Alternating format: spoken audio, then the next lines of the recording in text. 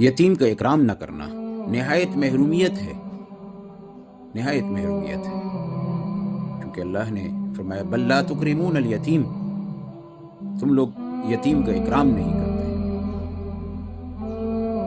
منع فرمایا فاما الیتیم فلا تقہر، یتیم کو جھڑکو مت۔ خوش نصیب ہی ہوں گے جو کہ یتیم کی کفالت کریں،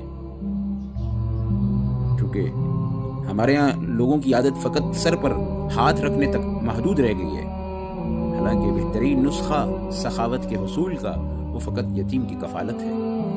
چونکہ بخل اسلام میں نہایت مبغوض ہے اور سخاوت نہایت محبوب ہے۔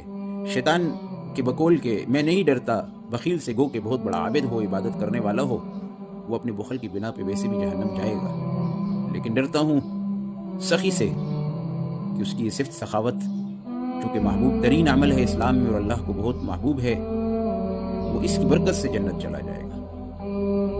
تو صحابی نے پوچھا یا رسول اللہ سخاوت کیسے حاصل ہوگی، یا کسی صحابی کا یہ قول کہ بخل کیسے جائے گا؟ فرمایا کہ یتیم کی کفالت کرو۔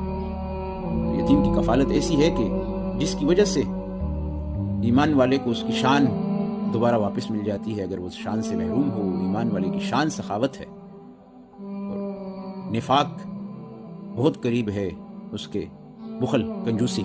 لہذا فاما الیتیم فلا تقہر، یتیم کو مت جھڑکو، بل لا تکرمون الیتیم، بلکہ تم لوگ جو ہے یتیم کے قدر نہیں کرتے، احترام نہیں کرتے۔